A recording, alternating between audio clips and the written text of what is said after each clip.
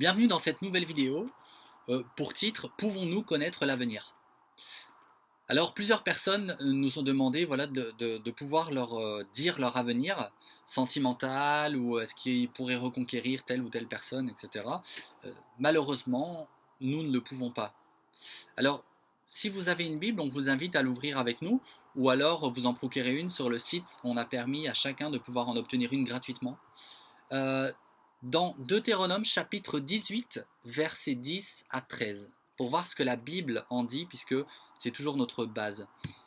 Alors, il est écrit qu'on ne trouve chez toi personne qui fasse passer son fils ou sa fille par le feu, personne qui exerce le métier de devin, d'astrologue, d'augure, de magicien, d'enchanteur, personne qui consulte ceux qui évoquent les esprits ou disent la bonne aventure, personne qui interroge les morts, car quiconque fait ces choses est en abomination à l'Éternel, et c'est à cause de ces abominations que l'Éternel, ton Dieu, va chasser ces nations devant toi, tu seras entièrement à l'Éternel, ton Dieu.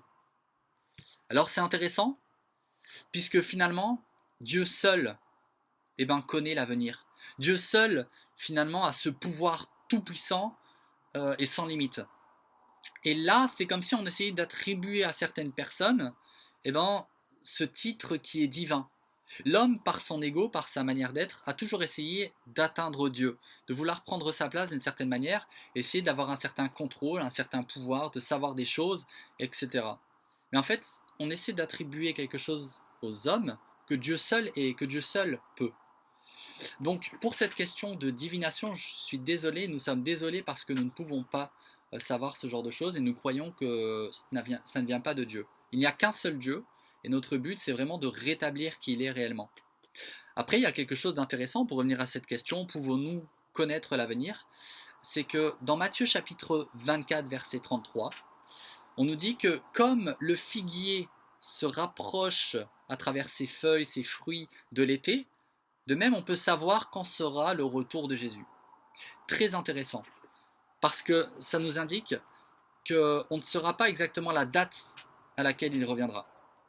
Mais on sait reconnaître que nous entrons et nous approchons de la fin des temps. Par exemple, à travers le corona, on a vu qu'en très peu de temps, tout le monde pouvait être affecté par quelque chose. Et que maintenant, on doit, chaque pays, etc., a certaines choses à faire. Donc ça peut aller très très vite. Tout peut venir très vite. Par exemple, Internet aussi qui se diffuse à une vitesse incroyable. Euh, Par exemple, la nature, bien sûr, ça fait très longtemps qu'on a des problèmes climatiques, etc. Mais on voit qu'ici, c'est vraiment un besoin, comme si on avait passé un cap, où on ne pourra pas revenir en arrière, et qu'on approche vraiment de plus en plus vers cette fin. Donc après, je dis pas ça pour qu'on commence à avoir peur, à s'inquiéter, etc. Mais au contraire, justement, il y a une solution à travers la personne de Jésus-Christ qui restaure qui est réellement Dieu.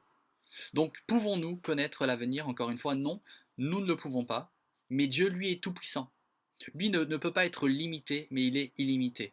Et on vous invite vraiment à pouvoir continuer à avancer dans cette démarche, d'apprendre, de le connaître finalement tel qu'il est, et de chercher à restituer toute chose à sa place.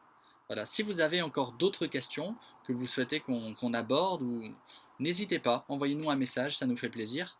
Et voilà, pour traiter de cette question, malheureusement, nous ne pouvons pas, parce que la Bible est très claire et c'est vraiment de là où on prend toute chose avant de prendre une décision ou quoi que ce soit. Et voilà, c'est ce qu'on voulait partager avec vous. On vous remercie d'avoir écouté la vidéo et on vous dit à bientôt.